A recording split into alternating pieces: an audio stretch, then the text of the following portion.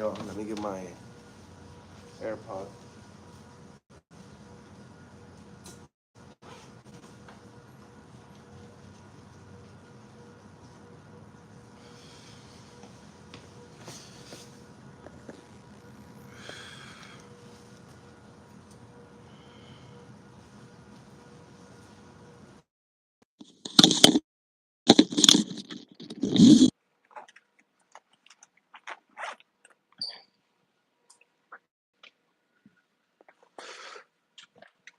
Hopefully y'all can hear me. I put a little QR code on the front and on the back. Try to drive some traffic to my YouTube. So I've been feeling a little bit off because, in and out of planes all week. It's just too much. But if anybody has a local business, anywhere you're at, I don't, I'm still getting used to this YouTube thing. I'm getting familiar with it, but I don't know if you could directly message me or if it's all through comments or whatever. But if you have a website or a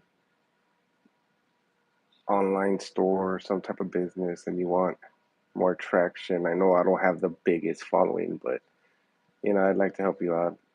I'd like to help everybody utilize all these platforms that they give us for free and make a lot of money off of us. Why not make some money off of them?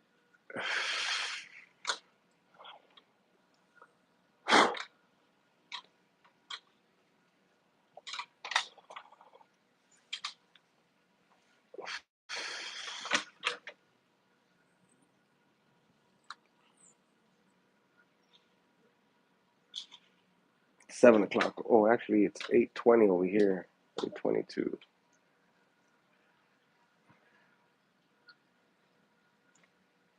Let me see if my headphones connected. Oh no, they didn't. AirPods. Oh, I guess it did.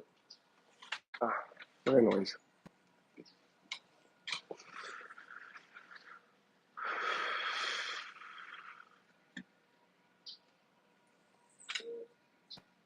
yeah, I got one viewer, and I ain't doing ish, so hopefully you're not either.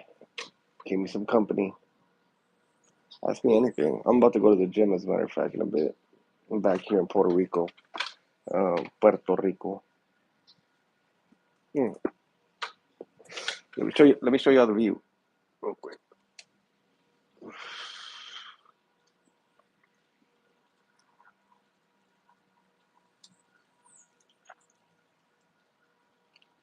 And it's cool weather. It's not too bad. It's not hot this time. Uh, but yep.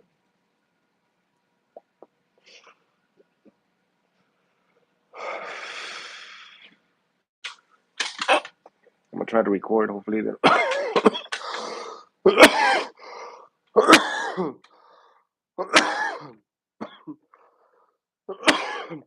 Oh wow. Hopefully they don't make a big deal at the gym. It's usually packed, so we'll see how it goes.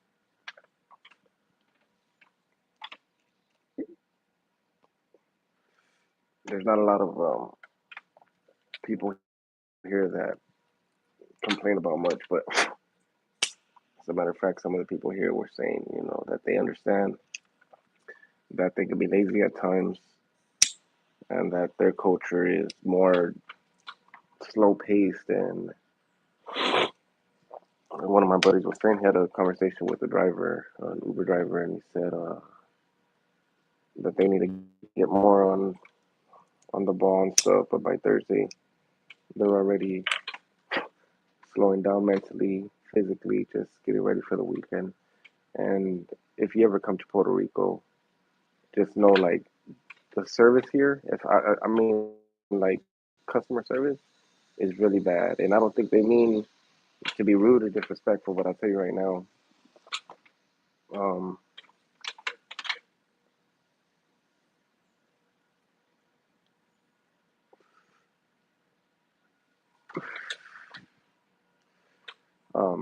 shit, I forgot what I was gonna tell you.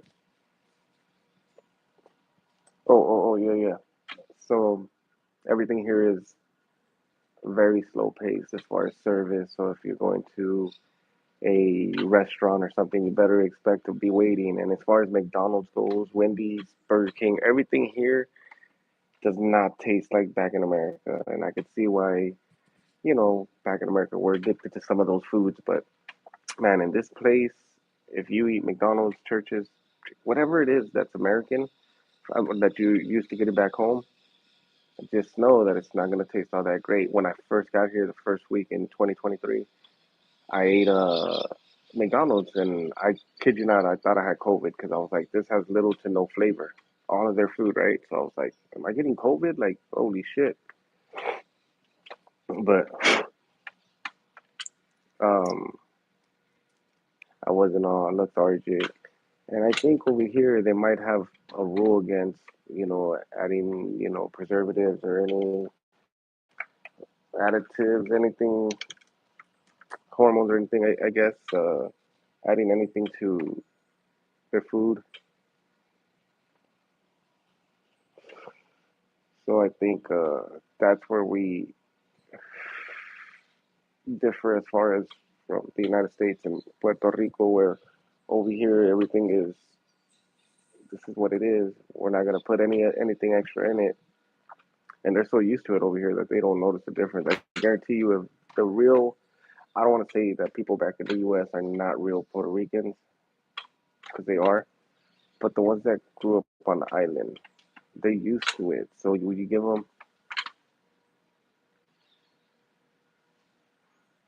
it's true. But back to what I was saying. You know what? I'm gonna do that for one of my viewers. Um,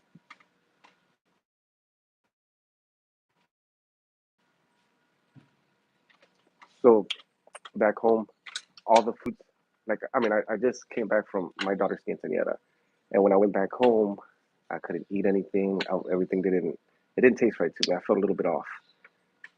Food wasn't right. At my daughter's thing, it was really good because it was made from scratch, and it wasn't greasy or nothing like that. So I love that. But over here,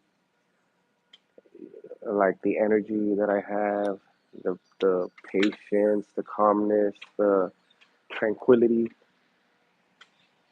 just stepping on this island, made a big change. Oh, as a matter of fact, we ran into Venus Williams yesterday at the airport. Um, was it yesterday? No, I'm sorry, day before yesterday. Yeah, we ran into Venus.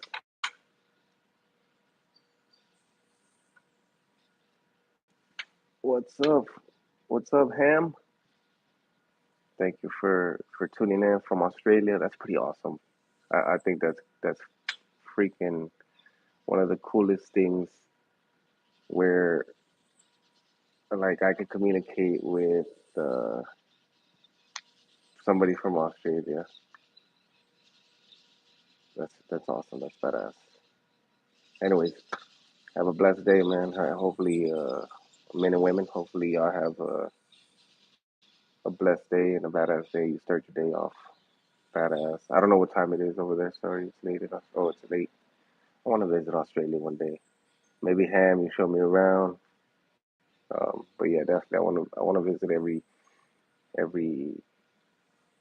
place I could just think of that's going to interest me, and as far as exploring and nature and culture, like saying, is it Andy or Bourdain? What's his name? Oh, in the evening, huh? 8 o'clock.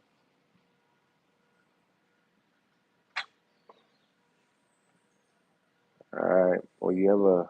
I think it's the evening. I think you mean it's the evening, right? because over here it is 8:30 a.m. p.m. Got you, got you. So you're gonna be calling it at night in maybe a few hours, an hour or so. What am I passionate about? I'm passionate about my family, but I'm very passionate about as far as outside family and my morals and stuff, like work wise. I'm starting to become more passionate about streaming, right? Because I wanna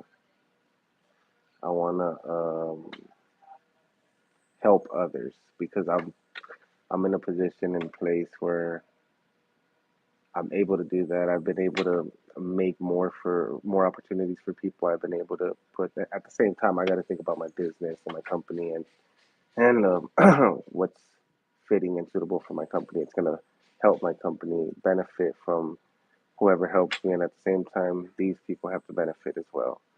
Uh,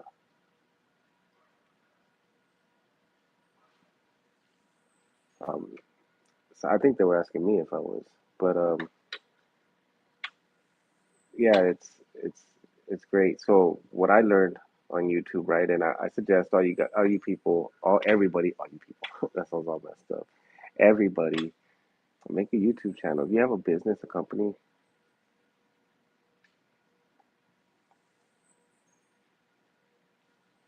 oh man, that's awesome. I appreciate that. No, no, I appreciate it. You know how the best way, and I mean this literally, the best way somebody could help donate to what any kind of movement I'm trying to push or cause, because eventually I'm gonna figure this channel out. I don't like I like helping a lot of people. I don't like exposing people. I don't like putting them out there, and it's sad because I would love for people to see, when other people buy food for the homeless or people in need, or somebody gives somebody a job or something like that. But I don't like when they put their face out there because that person is still a human being. You don't know how they feel about that, and it's I appreciate that every subscription helps, but like I was getting at, every view helps. So if you view one of my videos and I get to a thousand, that might be like $10, I think, or I'm not too sure, but I'm still learning the YouTube thing. So even if you viewing my video one time, however many times you want to, really goes a long way. That goes a long way, and because like you look at all these big YouTubers, right? And I always my kids are pretty talented, but I figure my kids didn't they're not into that kind of stuff. But I always told them, well, you know what? There's a lot of stuff. Tell people there's a lot of stuff you could present to them. You could teach them something. You could use it as a video vlog or diary, tutorial, whatever it is.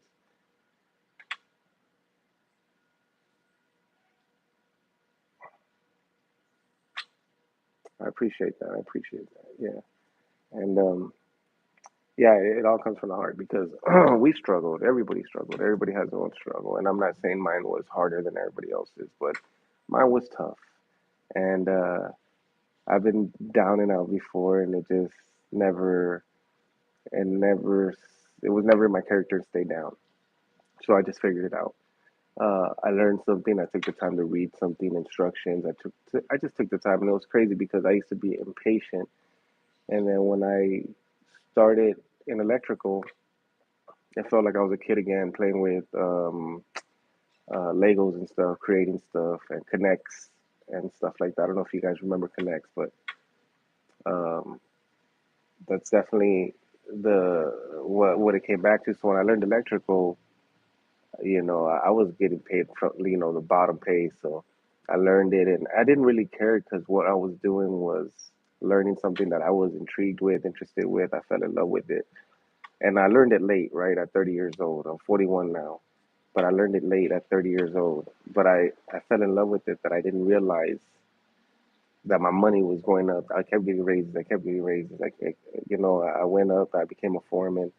I um, I kept striving for more, for better, and now I get to own my own company.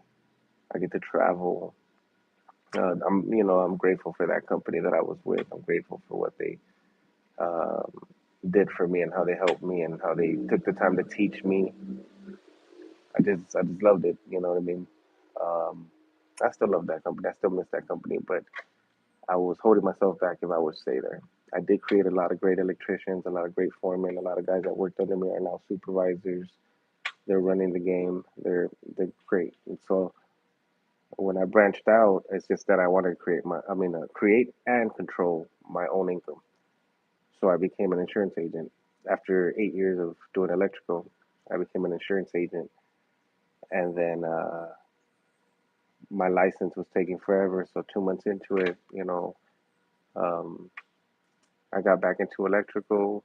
I helped my brother out on one of his contracts, and then I saw all the work there was, and a lot of the work was right up my alley. So I took over the electrical. I took over the low voltage controls, commissioning, programming, data runs, communication, audio, video, audio, visual. I mean, um, so I took over all of that, and now I got all these contracts and all these opportunities and things that I could do for people. And so I went back home and I started not just back home, but anywhere I go, I try to hire people to give them work while I can, right? Because I might meet you in Puerto Rico and you might be this amazing worker that I want to take care of you. So you're just gonna, if you have the chance and the ability and you want to, and the pay is right for you, then I'm gonna take you everywhere with me, and we're gonna make it.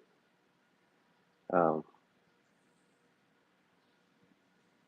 I got you. I got you. All right. Hey, good luck in school. Good luck in what y'all do. Take care, and good night, Ham.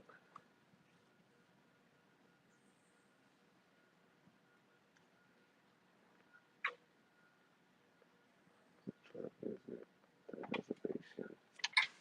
Oh wow.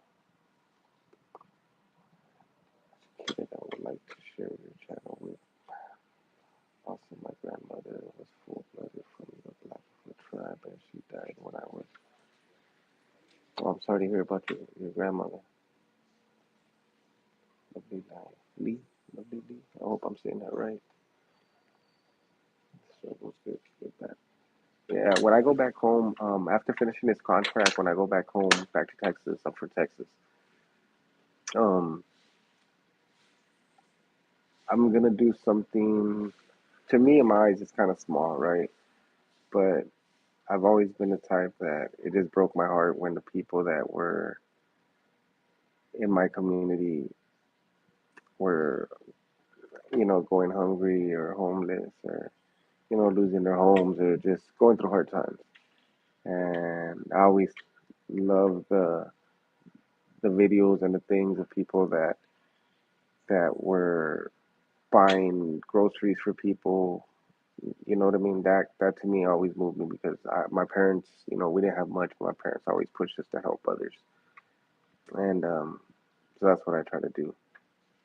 And every time we'd go out to eat, and I always saw somebody homeless or uh, by the restaurant, I would always make sure I gave them something to eat because everybody needs to at least eat once a day, and it's tough. I mean, I don't know. For me, it's tough to just walk by somebody that is starving, that has less, and that really needs the help. So it's tough to just walk by that stuff. So I genuinely have to help. I don't know. You know what I mean? And I know some people say don't. Some people are not okay with that, but that's their problem. I mean, I know I mean well, and I know they need it. So I'm just very careful on how I help because some people could be right. Somebody could just try to do something to you, but I don't think that way. I try to see the good in people first, and I see the struggle. So to me, it's something I just can't avoid, and I have to help them. And my kids always tell me, "Dad, you're like a hard ass, and you're tough, but you have this big heart for people and for family especially." But and they see, and it's funny because I'm not.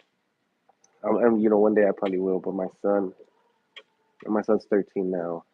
My youngest son. Well, I have two sons and two daughters.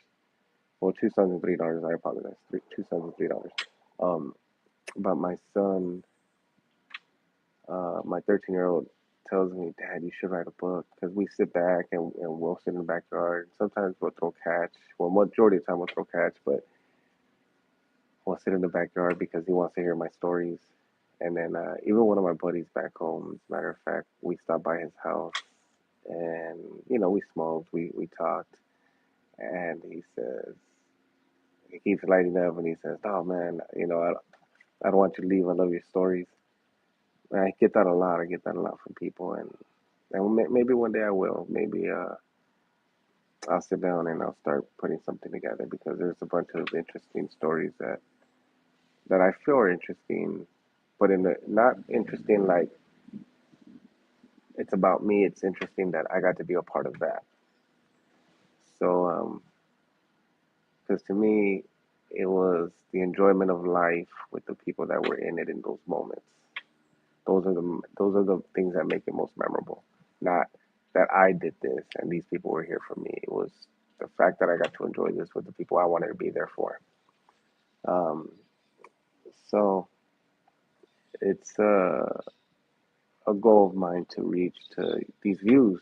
Everybody that views one of my videos, that gets calculated, and then you never know. Maybe one day I'll have 10,000 views, and then that'll be, I don't know how much that'll be, but maybe it'll be $100 that I can hand somebody.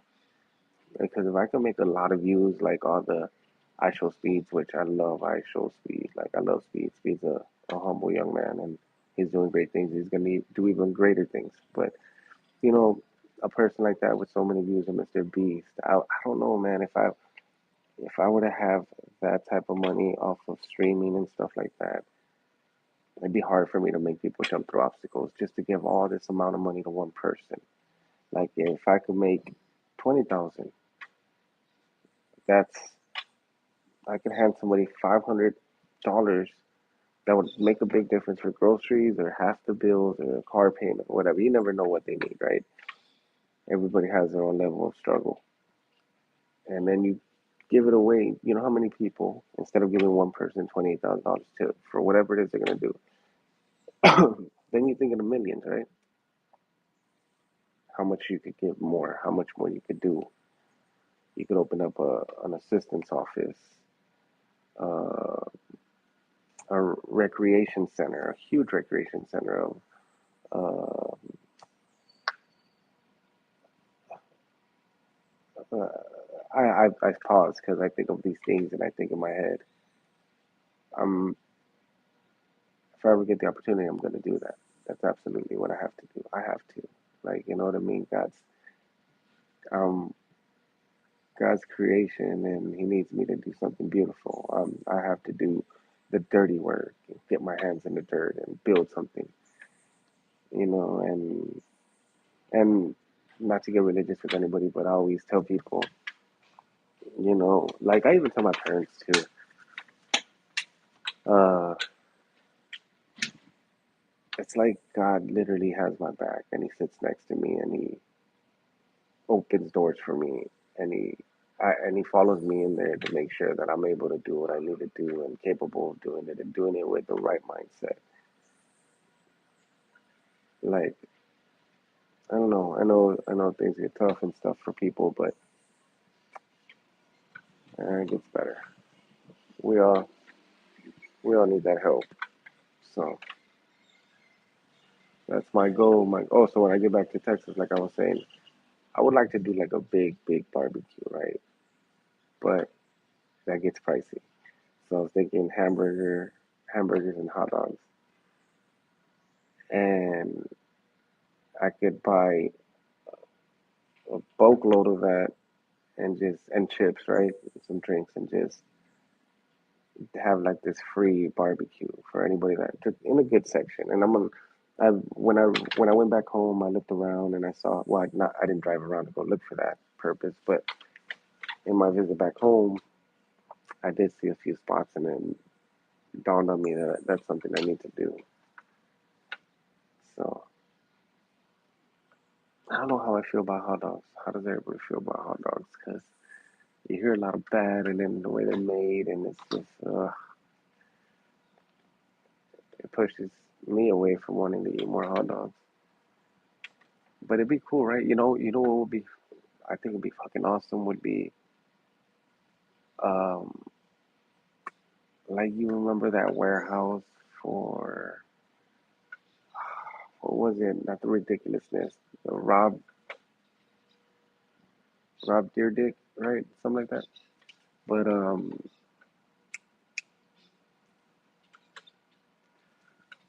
I don't remember what the show is called, but it'd be cool to make something like that for people just to come to, right?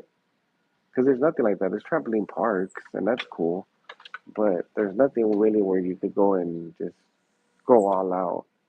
Like that's what I would put my money to, teaching kids how to ride bikes and like creating these obstacle dirt ramps and shit like that. Because everybody's pushed towards technology, and now everybody's stuck inside their house playing video games. And that's fun and all. Or paintball. I wanna fucking make a paintball arena. Imagine that, but like a tactical one, not just where people from this side, people from this side. Like something like a warehouse. But like I picture all those things, and I don't know. Things might go good, and then you got kids and young people staying out of the streets and staying out of trouble. But we'll go explore. I'm gonna get going and go hit the gym. I'll see you guys. Peace.